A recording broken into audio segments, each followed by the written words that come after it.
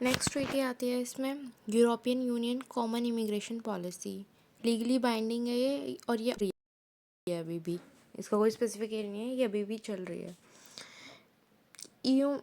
इसका main audience कौन है? ईयू मेंबर स्टेट्स और असाइलम सीकर्स और रेजिडेंट वहाँ के। ठीक है, जिस स्टेट ने इसको साइन करा है वो, उसके असाइलम्स और उसके सिटीज़न। पर्पस क्या है, ये क्यों बनी थी? ताकि approach to immigration and asylum among European state में असाइलम के लिए, ठीक है। Promote integration, ensure security and protect refugee rights. ये भी सेम वैसी ही है जैसे ये था यूरोपियन कन्वेंशन लीगल स्टेटस वाला था ना, इसमें भी यही था। उनका ट्रीटमेंट, इक्वल राइट्स, ठीक है, एक्सेस मिले उन्हें हर तरह का, same as European Union common policy वाले में भी यही है कि सबसे पहले जो असाइलम ले रहा है, ठीक है, ईयू मेंबर स्टेट्स में, वहाँ पे उनको उसी के कल्चर के साथ इंटीग्रेशन करने का मौका मिले, उनकी सिक्योरिटी इंश्योर हो और उनको उनके राइट्स मिले। तो इसके लिए दो एग्जांपल हमारे पास, एक डुबलिन रेगुलेशन और एक शेनेगन एग्रीमेंट। डुबलिन रेगुलेशन में क्या है, ये क्या करता है, डिटरमाइन विच ईयू कंट्री, जिस भी ईयू कंट्री, मतलब ये डिटरमाइन करता है कौन सी कंट्री रिस्पॉन्सिबल है असाइलम एप्लीकेशन या प्रोसेस को एग्जामिन करने के लिए। दूसरा है शेनेगन एग्रीमेंट। इसमें क्या होता है, फ्री मूवमेंट होती है अक्रॉस द बॉर्डर, ठीक है, मतलब इंटरनल चेक नहीं होगा अगर ईयू की कंट्रीज़ में ही क्या हो रहा है, इमिग्रेशन हो रहा है। नेक्स्ट है इसका वो सिग्निफिकेंस क्या पड़ता है, it provides a coordinate system for immigration law across Europe में, रीजनल है ये भी, balance the movement of people with border security and humanitarian. Border check नहीं हो रही है, ह्यूमैनिटेरियन है कि उसमें कर सकते, जैसे शेनेगन एग्रीमेंट के अकॉर्डिंग फ्री मूवमेंट है, और डुबली रेगुलेशन के अकॉर्डिंग ये है कि असाइलम एप्लीकेशन एग्जामिन कैसे होएगी, कौन सी कंट्री उसके लिए रिस्पॉन्सिबल है।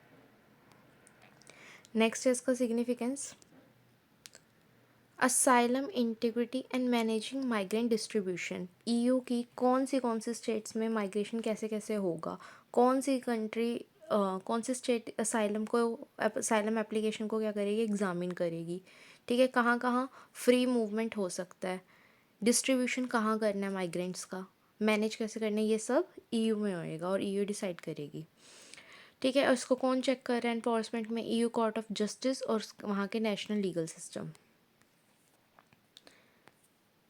उसके बाद ये है the global compact for safe orderly and regular migration. ये हमने ऑलरेडी पढ़ा एक रीजनल कोऑपरेशन में, जो कि था न्यूयॉर्क वाला, ये रहा न्यूयॉर्क वाला, ठीक है, जहाँ पे दो डॉक्यूमेंट निकले थे, एक रिफ्यूजीज़ के लिए और उनका सेफ ऑर्डरली और रेगुलर माइग्रेशन, और रेगुलर माइग्रेशन मतलब ऑथराइज्ड तरीके से। तो यहाँ पे भी एक और कन्वेंशन है जिसमें the global compact for safe orderly and regular migration GCM 2018 में आई थी। लीगली बाइंडिंग नहीं है, बट बहुत सारी कंट्रीज़ ने इसे साइन करा है, सेम एज न्यूयॉर्क वाला, कि ये भी लीगली बाइंडिंग नहीं था, बट 193 यूनियन मेंबर्स ने इसको साइन करा था।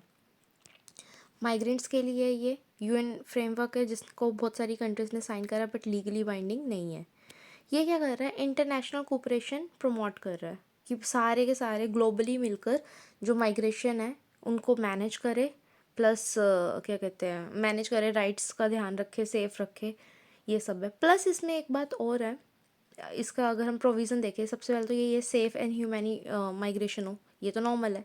नेक्स्ट है ट्रैफिकिंग भी रुके, उनकी प्रोटेक्शन में एक पॉइंट ये भी आता है कि जो फोर्सफुली तरीके से ह्यूमन ट्रैफिकिंग होती है, स्पेशली वुमेन एंड चाइल्ड की, उनका एक्सप्लॉयटेशन होता है, अब्यूज़ होता है, वो रुके, एक ये राइट भी आता है, ठीक है। नेक्स्ट है इसमें create system to deal with irregular migration, जो इरेगुलर अनऑथराइज तरीके से, इलीगल तरीके से माइग्रेशन होती है, वो भी रुके, ठीक है। तो फिर ये सिग्निफिकेंस, इसका रिजल्ट क्या आ रहा है, एक तो ये ग्लोबली वर्क हो रहा है, इतने सारी कंट्रीज़ ने इसको साइन करा है, ठीक है, इतनी सारी कंट्रीज ने इसको साइन कर रहा है, तो ये ग्लोबली टीम वर्क हो रहा है, जिसमें हम क्या कर रहे हैं, माइग्रेशन को मैनेज कर रहे हैं कंट्रीज़ में, एंड आर नॉट, ये लीगली वो नहीं है, लीगली एनफोर्समेंट में आया है, ये वॉलेंट्री एक्शन है, एक सब अपनी मर्जी से कर रहे हैं।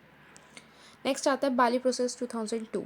ये भी लीगली बाइंड नहीं है, ये एक तरह का रीजनल कोऑपरेशन है, बाली के बारे में बात हो रही है।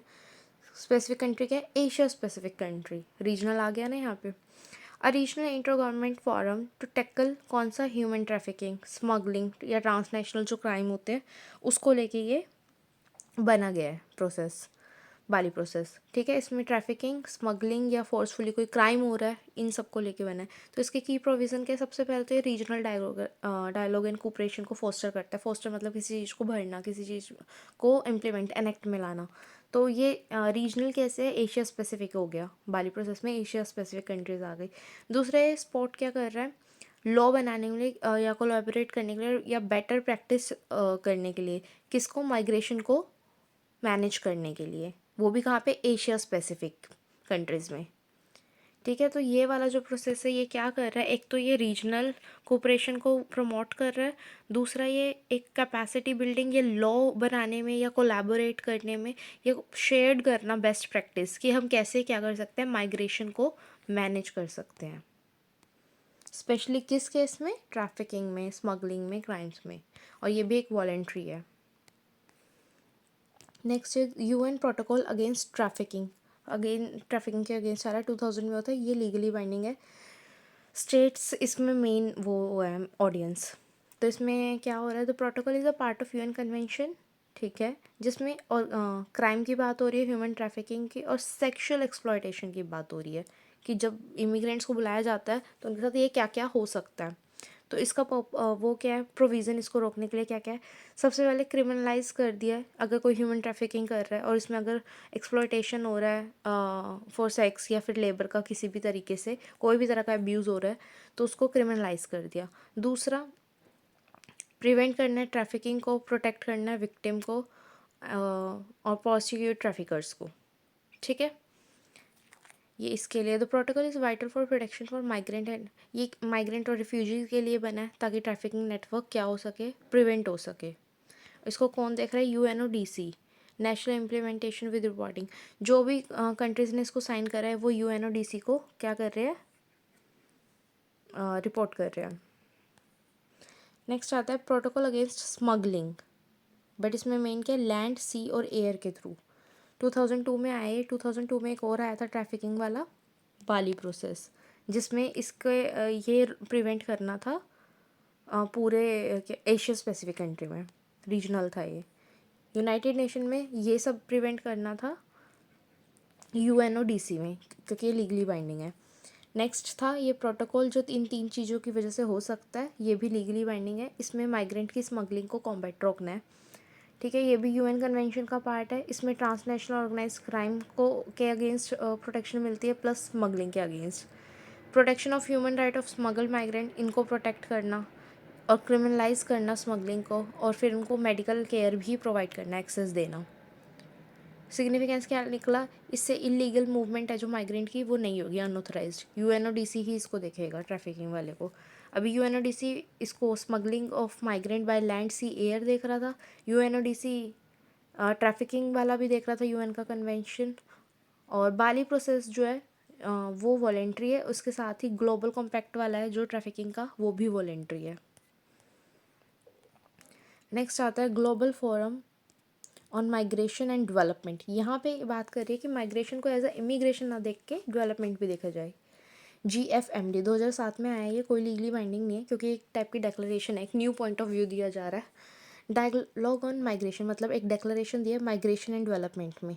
मेन ऑडियंस है इसकी गवर्नमेंट और सिविल सोसाइटी, उन्हीं को पहले दिया जाएगा पॉइंट ऑफ व्यू। इसका मेन पर्पस क्या है? एक ये वॉलेंट्री है, मतलब सब अपने अकॉर्डिंग करेंगे अपनी तरह से। नॉन बाइंडिंग प्लेटफॉर्म है, इनिशिएटेड बाय यूएन। सारी सारी चीज़ें यूएन से ही है, मतलब अगर कोई लीगली बाइंडिंग है या नहीं है, यूएन ही उसको अडॉप्ट करेगा ना। तो ये नॉन बाइंडिंग ट्रीटी है, लीगली बाइंड नहीं है। यूएन का एक डेक्लेरेशन है जिसमें गवर्नमेंट, सिविल सोसाइटी और इंटरनेशनल ऑर्गेनाइजेशन आ रहे हैं। किसके ऊपर बात चल रही है? माइग्रेशन एंड डेवलपमेंट के ऊपर। की प्रोविजंस क्या होंगे इसके? एनकरेज कोऑपरेशन, सारे के सारे मिलकर कोऑपरेट करें between countries of origin, transit and destination. क्या आ रहा है? ग्लोबल के ऊपर बात हो रही है माइग्रेशन डेवलपमेंट की। जैसे भी कोई भी किसी की भी फ्लाइट होती है, कहाँ से है ओरिजिन, बीच में क्या ट्रांजिट डेस्टिनेशन आ रही है, और लास्ट में वो कहाँ रीच कर रहा है, इन तीनों के ऊपर क्या होना चाहिए? ग्लोबली कोऑपरेशन होना चाहिए। एक तो ये बात हो रही है। दूसरा इसमें क्या है? Promote migration as a tool for sustainable development. Migration को एज अ सिर्फ इमिग्रेशन ना देखा जाए, उसको एज अ डेवलपमेंट के टूल के अकॉर्डिंग देखा जाए ये बात हो रही है इसमें global form of migration and development में। सिग्निफिकेंस क्या निकला, provide a neutral space for dialogue policy innovation. Policy बनाने के लिए मतलब एक टाइप का पॉइंट ऑफ व्यू दे दिया ना कि इसके बेस पे भी पॉलिसी बन सकती है, जिसमें कि इसकी बात होगी कि माइग्रेशन को डेवलपमेंट से जोड़ दिया जाए। UN sustainable development goals, SDG, ठीक है। वॉलेंट्री है ये अभी, क्योंकि ये लीगली बाइंड नहीं हुई थी, बट यूएन ने इसको अडॉप्ट कर रखा है। Next is convention on right of child. अब चाइल्ड की बात पहली बार आ रही है, CRC convention on the right of child, 1989 की बात है। लीगली बाइंड है, चिल्ड्रन के बारे में है। इसमें क्या है, यूएन लीगली बाइंड है तो यूएन तो इन्वॉल्व होएगा ही। Protection and rights of children की बात कर रखी है, साथ में उन चिल्ड्रंस की बात भी कर रखी है जो माइग्रेंट्स में या असाइलम सीकिंग चाइल्ड्स है। आर्टिकल आ गया इसमें 22। ये बात क्या कर रहा है, ये आर्टिकल कहता है जो चिल्ड्रन है जिन्होंने असाइलम सीख करा है उनको प्रोटेक्ट करना है 22 के अकॉर्डिंग। लेकिन आर्टिकल 33 क्या बोलता है, the best interest of a child must be prioritised in immigration and asylum decision. Like उसको रिटर्न होना है, उसको वापस जाना है, उसको नहीं जाना है, जो भी करना है वो उसका डिसीजन प्रायोरिटाइज होगा, ठीक है, जो भी असाइलम सीख कर रहा है। A corner stone treaty for child, ये फर्स्ट ट्रीटी थी जिसको मतलब एज अ फ्रेमवर्क ये यूज़ हुई थी चाइल्ड के राइट के लिए। अभी तक माइग्रेंट के, वर्कर के, एम्प्लॉयमेंट, उसके फैमिली के राइट्स की बात, लीगल सिविल पॉलिटिकल राइट्स की बात हो रही थी, लीगल स्टेटस की। यहाँ चिल्ड्रंस की बात आ रही है, ठीक है। चाइल्ड के लिए था, जिसने इन्फ्लुएंस किसको करा, obviously national law and protect migrant के चिल्ड्रंस के लिए, ठीक है। इसको कौन देख रहा है, UN committee on rights on child. जब भी ऐसी टाइप के राइट्स की बात आती है यूएन कमेटी ही देखते हैं। यूएन कमेटी ने अभी तक राइट्स की बात करी थी, एक आया था इसमें सिविल एंड पॉलिटिकल राइट्स वाला, एक इसमें लीगल स्टेटस वाला आया था ऐसी, और अब यहाँ पे बात आ रही है राइट ऑफ चाइल्ड की। मैं एक बार दिखा देती हूँ।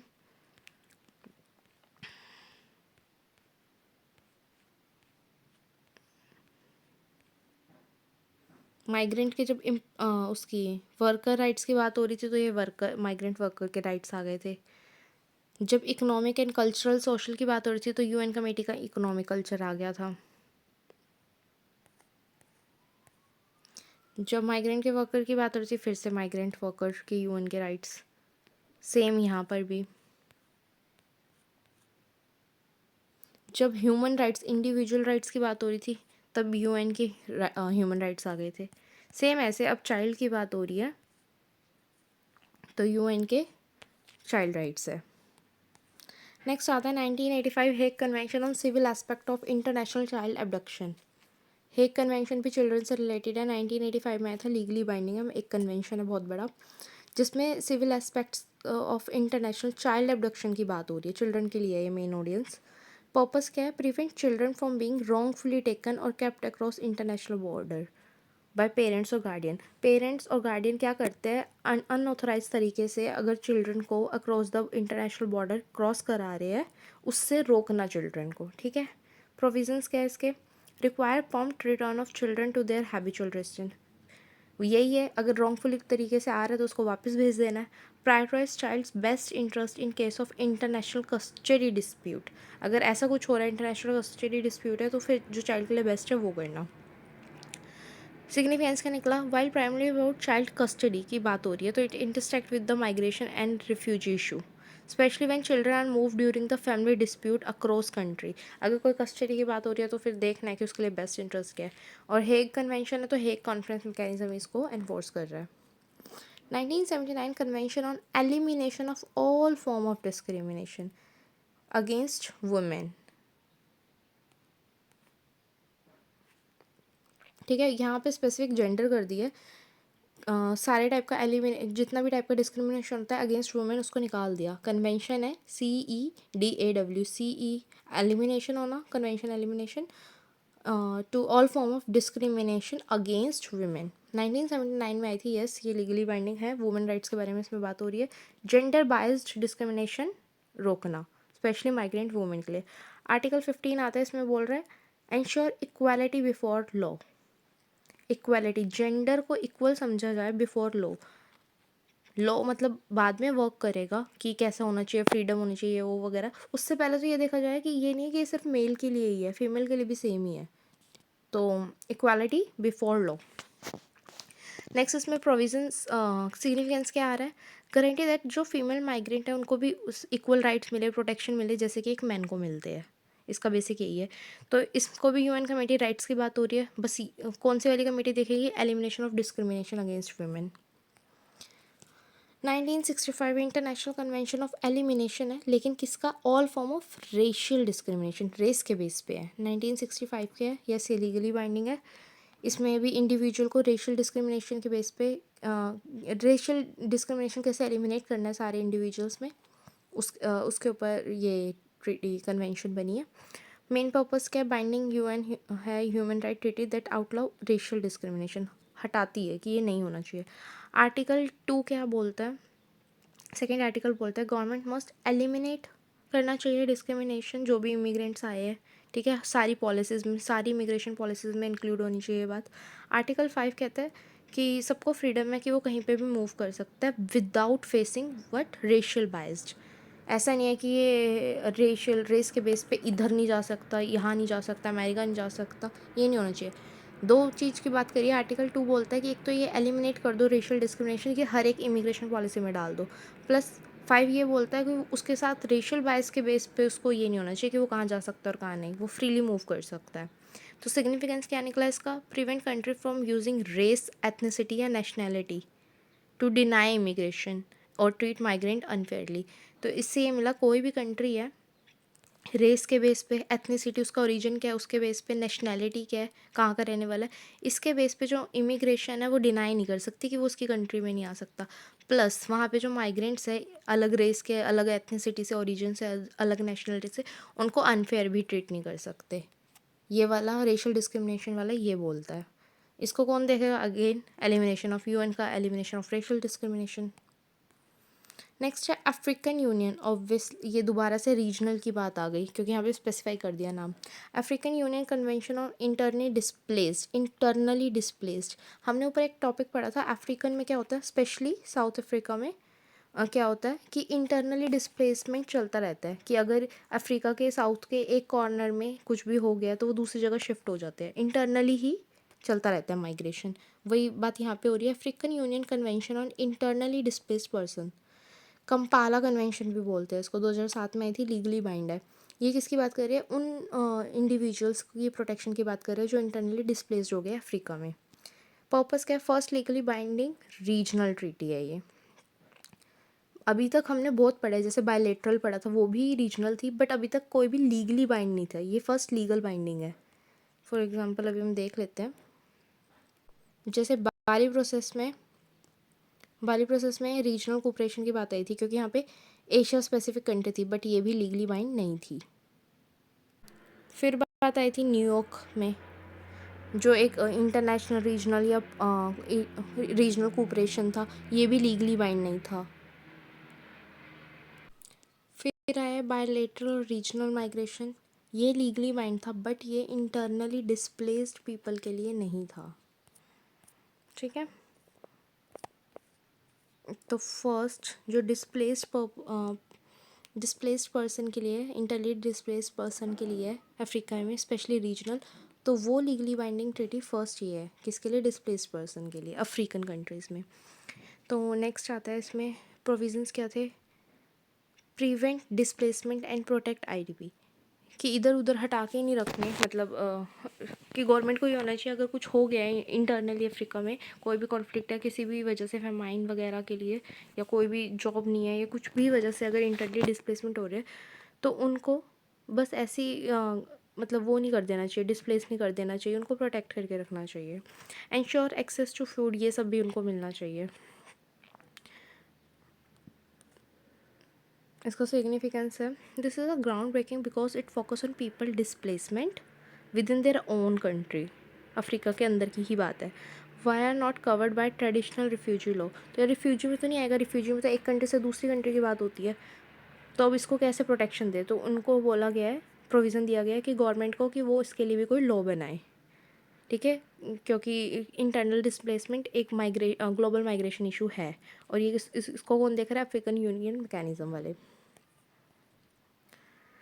इसमें जैसे कि ये रह गया है शेनिगन वाला, यस, शेनिगन हमने पहले भी डुबलिन वाले में पढ़ा था।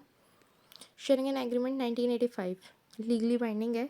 Abolition of internal border check, abolition मतलब किसी चीज़ का प्रिवेंशन या किसी चीज़ को छोड़ देना, अबॉलिट अबडक्ट कर देना, एक्सपेल कर देना, ठीक है। तो इंटरनल बॉर्डर चेक इसमें नहीं होते हैं। जो ईयू के सिटीज़न हैं उनके और जो लीगल रेजिडेंट्स हैं वो across the border free movement कर सकते हैं, पासपोर्ट फ्री ट्रैवल हो सकता है, ठीक है। एबॉलिश इंटरनल बॉर्डर चेक, ये इसका प्रोविज़न है among Schengen members. Implement common short stay visa भी इसमें लगता है, शॉर्ट स्टे वीज़ा है, आना जाना कर सकते हैं। तो ये लैंडमार्क है regional agreement and balance free movement. ये सारी बातें तो ठीक है, फ्री मूवमेंट, बट इससे एक थ्रेट भी होता है कि अगर इसमें हो सकता है कोई एज अ टेररिस्ट प्रिटेंड करे कि वो इमिग्रेंट है, तो वो चीज़ कैसे एलिमिनेट हुई? इन्होंने क्या करा, सिर्फ ईयू के सिटीज़न और वहाँ के लीगल रेजिडेंट, तो जब पास के और लीगली रेजिडेंट है वहाँ के, तो वो लोग तो नहीं आएंगे ना, बाहर से आ सकते हैं टेररिस्ट, बट उसको तो अलाउ ही नहीं है, ठीक है। शेंगन एग्रीमेंट के अकॉर्डिंग ये है। ईयू मैकेनिज्म इसको देखते हैं, शेंगन इंफॉर्मेशन सिस्टम इसको एनफोर्समेंट में लाता है। और कौन सा रह गया हमारा? नेक्स्ट है 2014 का world humanitarian summit. Humanitarian word आ गया तो इसमें कोई ना कोई टेम्परेरी प्रोटेक्शन की बात करी होगी, ठीक है। 2014 में आया था, ये भी लीगली बाइंडिंग नहीं है, दैट मीन्स ये मॉरल पे ही चलेगा या किसी पॉलिटिक पे चलेगा। इसको स्टेट ह्यूमैनिटेरियन कौन देखता है? स्टेट्स देखते हैं। मतलब ह्यूमैनिटेरियन कहने का मीनिंग ये है कि किसी को किसी ह्यूमैनिटी के बेस पे क्या देना, प्रोटेक्शन देना। तो ज़्यादातर ये काम स्टेट्स वाले, एनजीओज़ वाले, यूएन एजेंसीज ही करती है। World humanitarian summit was a platform for the global leader and agencies के लिए, ये mainly to reform humanitarian response. किसके बेस पे, किस वजह से? माइग्रेशन होना या फिर डिस्प्लेसमेंट कॉज हो जाना किसी कॉन्फ्लिक्ट या डिसास्टर की वजह से, ठीक है। उस केस में ये माइग्रेशन देता है, और वो देता है शेल्टर देता है, टेम्परेरी प्रोटेक्शन देता है। इसका वो क्या है, provision protect rights of displaced population, ensure ये सारे एक्सेस देना, build resilience and spot integration, उनको आने देना मतलब एक्सेप्ट करना। प्रोविज़न इसका सिग्निफिकेंस क्या है? Political WHS build political will and commitment resource towards humanitarian rights and based migration governance। यही है कि मतलब ह्यूमैनिटी के बेस पे उसके जो राइट है वो कंजर्व रहने चाहिए अगर कोई डिस्प्लेस्ड हो गया है, यही सब है। तो इसमें इसको चलाने वाला कौन है? Political commitments, donor accountability, UNOCHA guidance, ठीक है।